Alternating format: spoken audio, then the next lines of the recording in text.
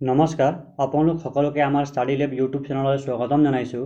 আজি আমি একেবাৰে সহজ এটা টপিক লৈ আহিছোঁ, কাৰণ এই টপিকৰ পৰা এক্সামত প্ৰশ্ন আহিবই। ঠিক আছে, সহজ টপিক, কিন্তু ষ্টাডি লেবে কুৱেশ্যনসমূহ ইমান সহজ থাকিলে ভিডিঅ' প্ৰস্তুত কৰি আপোনালোকৰ সময় নষ্ট নকৰিলেহেঁতেন। আহক তেনেহ'লে প্ৰশ্নসমূহৰ সৈতে মুখামুখি হওঁ।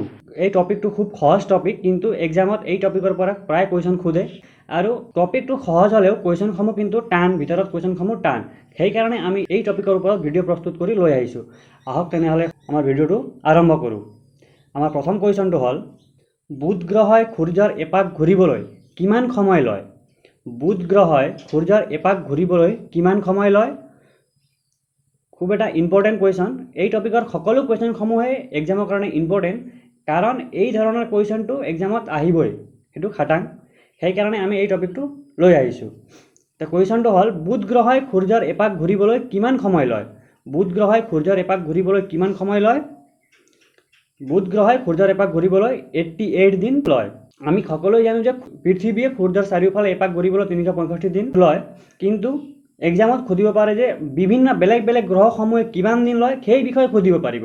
আমি পৃথিৱীটো সকলোৱে জানো, কিন্তু বেলেগ বেলেগ গ্ৰহৰ বিষয়ে আমিও জানি থ'ব লাগিব। আমাৰ এতিয়া বুধ গ্ৰহৰ বিষয়ে আৰু কেইটামান কুৱেশ্যন আছে ইয়াত। আমি ক্ৰমান্বয়ে ইয়াত সকলো গ্ৰহৰ বিষয়ে, কোন গ্ৰহই কিমান দিন লয়, কোনটো গ্ৰহৰ কেইটা উপগ্ৰহ আছে, এই গ্ৰহসমূহৰ পৰা মোষ্ট ইম্পৰ্টেণ্ট কুৱেশ্যনসমূহ কি কি হ'ব পাৰে, সেই সকলোখিনি কুৱেশ্যন আমি ইয়াত লৈ আহিছোঁ। আহক কুৱেশ্যনলৈ আগবাঢ়ো। সূৰ্যৰ পৰা আটাইতকৈ ওচৰত থকা গ্ৰহ কোনটো? এইটো আমি সকলোৱে জানো যে সূৰ্যৰ পৰা আটাইতকৈ ওচৰত থকা গ্ৰহ হৈছে বুধ গ্ৰহ। এইটো আমি সকলোৱে জানো। নেক্সট কুৱেশ্যন, শুক্ৰ গ্ৰহই সূৰ্যৰ এপাক ঘূৰিবলৈ কিমান সময় লয়?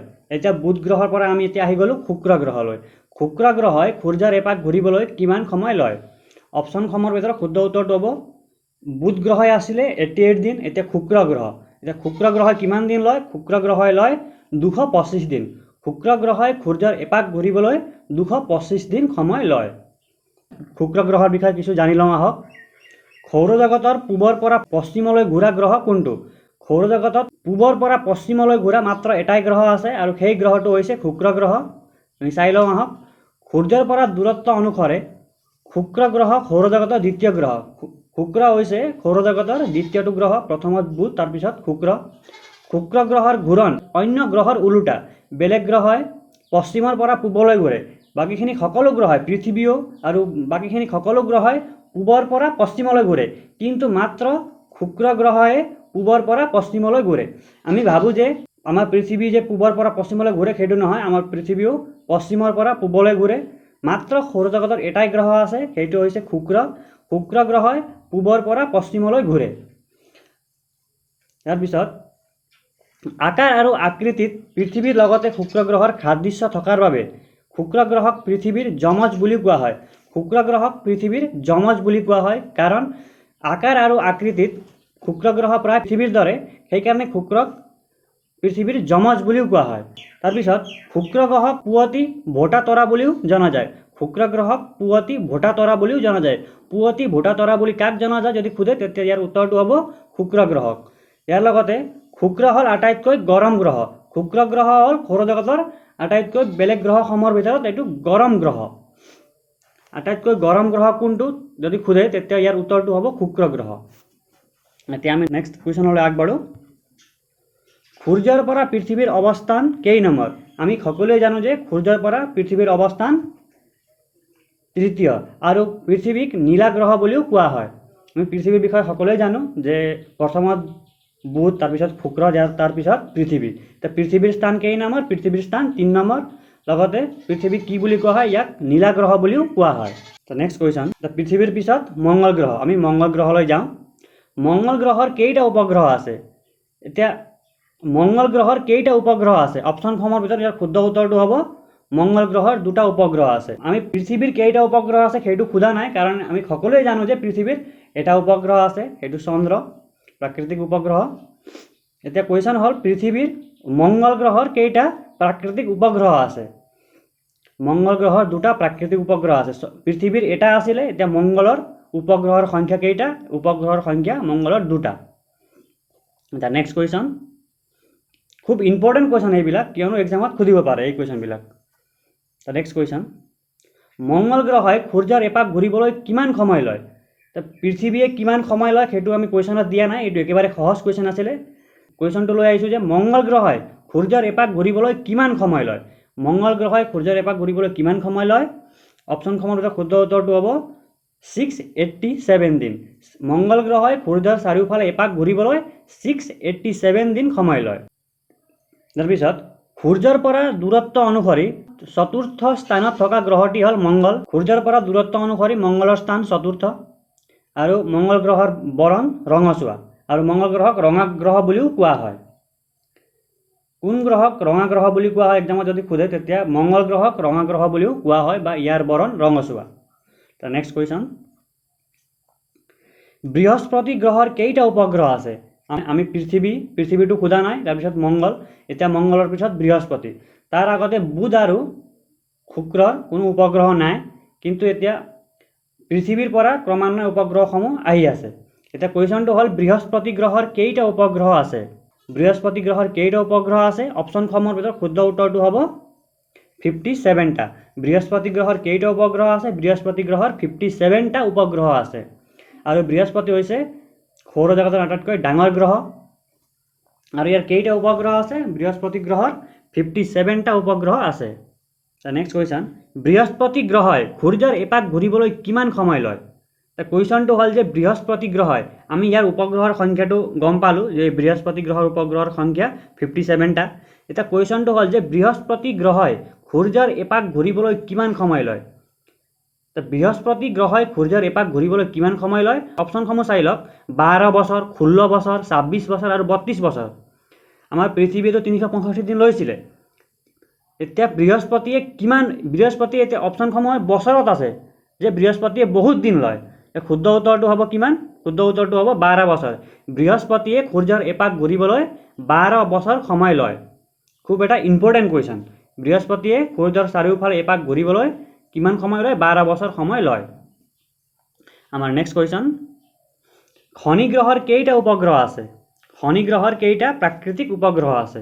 এতিয়া আমি আহি পালোঁ শনি গ্ৰহলৈ। শনি গ্ৰহৰ কেইটা উপগ্ৰহ আছে?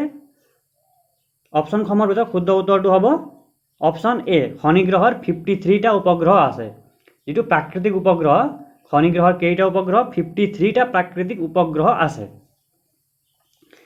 নেক্সট কুৱেশ্যন, শনি গ্ৰহই সূৰ্যৰ এপাক ঘূৰিবলৈ কিমান সময় লয়? আমি আগতে বৃহস্পতিৰ পঢ়িলোঁ, এতিয়া আহি গ'ল শনি। এতিয়া শনি গ্ৰহই সূৰ্যৰ এপাক ঘূৰিবলৈ কিমান সময় লয়?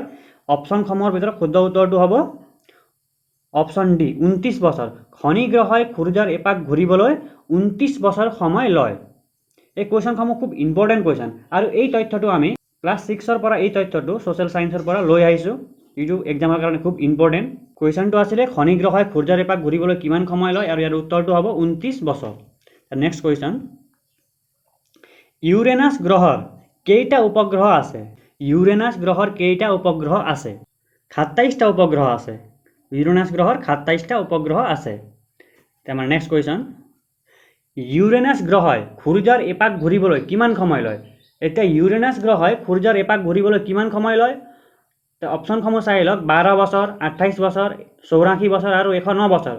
ইয়াৰে অপশ্যনসমূহৰ ভিতৰত শুদ্ধ উত্তৰটো হ'ব অপশ্যন চি, ইউৰেনাছ গ্ৰহই সূৰ্যৰ এপাক ঘূৰিবলৈ 84 বছৰ লয়। কিমান বছৰ? 84 বছৰ লয়।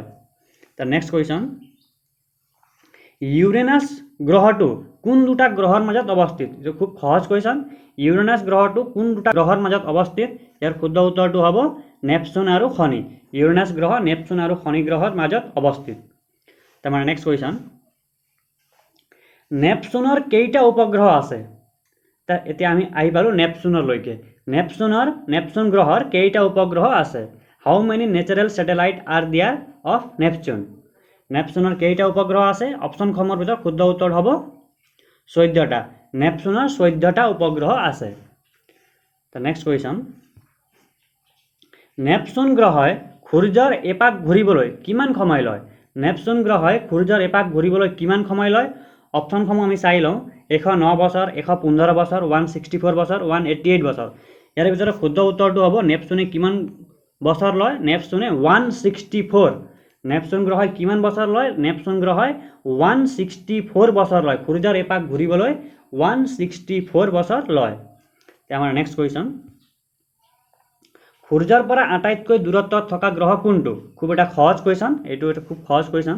আমি আগতে কৈছিলোঁ যে টপিকটো খুব সহজ, তাৰে ভিতৰত কেইটামান সহজ কুৱেশ্যনো আমি ইনক্লুড কৰিছোঁ যাতে আপোনালোকক অকণমান ভাল লাগে।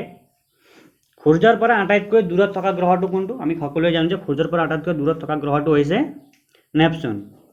তাৰ নেক্সট কুৱেশ্যন, আমাৰ সৌৰজগত কোনটো তাৰকা ৰাজ্যৰ অন্তৰ্গত? আমাৰ সৌৰজগত কোনটো তাৰকা ৰাজ্যৰ অন্তৰ্গত? খুব এটা ইম্পৰ্টেণ্ট কুৱেশ্যন। আমাৰ সৌৰজগত হাতীপতি তাৰকা ৰাজ্যৰ অন্তৰ্ভুক্ত। নেক্সট কুৱেশ্যন, আন্তৰ্জাতিক জ্যোতিৰ্বিজ্ঞান সংস্থাই প্লুটো গ্ৰহক কেতিয়া 52 গ্ৰহ বুলি কৈছে? আগতে আমি সৌৰজগতত 9টা গ্ৰহ বুলি পাইছিলোঁ, কিন্তু আন্তৰ্জাতিক জ্যোতিৰ্বিজ্ঞান সংস্থাই প্লুটো গ্ৰহক 52 গ্ৰহ বুলি গ্ৰহৰ স্থানৰ পৰা আঁতৰাই দিছে। আৰু সেইটো কেতিয়া আঁতৰাইছে? কুৱেশ্যনটো হ'ল যে আন্তৰ্জাতিক জ্যোতিৰ্বিজ্ঞান সংস্থাই প্লুটোক কেতিয়া 52 গ্ৰহ বুলি কৈছে? ইয়াৰ উত্তৰ হ'ব 2006। 2006 চনত আন্তৰ্জাতিক জ্যোতিৰ্বিজ্ঞান সংস্থাই প্লুটোক 52 গ্ৰহ বুলি কৈছে। নেক্সট কুৱেশ্যন, সৌৰজগতৰ কেইটা গ্ৰহৰ বাহিৰ ফালে আঙুঠিৰ দৰে আকৃতি আছে? আমি প্ৰায় সৌৰজগতৰ সেই ছবিটোত সেই গ্ৰহসমূহৰ বাহিৰ ফালে এটা আঙুঠিৰ দৰে দেখি পাওঁ। আৰু সেই আঙুঠি থকা গ্ৰহ কেইটা আছে বুলি কুৱেশ্যন সুধিছে। আৰু সেই আঙুঠি থকা গ্ৰহ হৈছে সৌৰজগতত 4টা, আৰু সেইকেইটা হৈছে বৃহস্পতি, শনি, ইউৰেনাছ আৰু নেপচুন। এই গ্ৰহসমূহৰ বাহিৰ ফালে আঙুঠিৰ দৰে এটা আকৃতি আছে। 2006 চনৰ আগষ্ট মাহলৈকে প্লুটোক সৌৰজগতৰ 9ম গ্ৰহ বুলি জনা গৈছিল, কিন্তু 2006 চনৰ পাছত আন্তৰ্জাতিক জ্যোতিৰ্বিজ্ঞান সংস্থাই প্লুটো গ্ৰহক অন্যান্য গ্ৰহৰ দৰে নকৈ এক 52 গ্ৰহ বুলি কৈছে। প্লুটো গ্ৰহটোৰ বিষয়ে সংস্থাই কৈছে যে এই গ্ৰহই নিজ কক্ষপথেদি ঘূৰাৰ উপৰিও আন গ্ৰহৰ কক্ষপথেদিও ঘূৰা দেখা যায়। প্লুটো গ্ৰহই কি কৰে? নিজ কক্ষপথেতো ঘূৰে, কিন্তু এই প্লুটো গ্ৰহই আন গ্ৰহসমূহৰ কক্ষপথেদিও ঘূৰা দেখা যায়। গতিকে ইয়াক এটা প্ৰকৃত গ্ৰহ বোলা নাযায়। সেইকাৰণে প্লুটোক এটা প্ৰকৃত গ্ৰহ বুলি ক'ব নোৱাৰি বুলি আন্তৰ্জাতিক সংস্থাই ইয়াক 52 গ্ৰহ বুলি ডিক্লেয়াৰ কৰিলে। ইয়াৰ পিছতে কিছু কথা আৰু জানি লওঁ আহক। 1609 চনত গেলিলিওৱে দূৰবীণেৰে প্ৰথম চন্দ্ৰ পৰ্যবেক্ষণ কৰে। তাৰপিছত নীল আৰ্মষ্ট্ৰঙে 1969 চনৰ 20 জুলাই তাৰিখে এপল' 11ৰ সহায়ত মহাকাশযানেৰে গৈ চন্দ্ৰত পদাৰ্পণ কৰা প্ৰথমজন মানৱ এপল' 11ত গৈ চন্দ্ৰত প্ৰথম ভৰি দিছিল। এতিয়া আমি জানো যে ভাৰতৰ চন্দ্ৰয়ান 1ৰ বিষয়ে। 2008 চনৰ 22 অক্টোবৰ তাৰিখে ভাৰতে দক্ষিণ ভাৰতৰ শ্ৰীহৰিকোটাৰ পৰা চন্দ্ৰয়ান 1 নামৰ মানৱবিহীন মহাকাশযান প্ৰথমবাৰৰ বাবে চন্দ্ৰলৈ প্ৰেৰণ কৰে। আপোনালোকে কমেণ্ট কৰি জনাওক যে চন্দ্ৰয়ান 2 আৰু চন্দ্ৰয়ান 3ৰ বিষয়ে। চন্দ্ৰয়ান 2 কেতিয়া লঞ্চ হৈছিল আৰু চন্দ্ৰয়ান 3 কেতিয়া লঞ্চ হৈছিল আৰু কেতিয়া উপনীত হৈছিল, তাৰ বিষয়ে আপোনালোকে আমাক কমেণ্ট কৰি জনাওক। ইয়াত আমি দিছোঁ যে চন্দ্ৰয়ান 1ৰ বিষয়ে দিছোঁ, আপোনালোকৰ কাৰণে এৰি দিছোঁ চন্দ্ৰয়ান 2 আৰু চন্দ্ৰয়ান 3।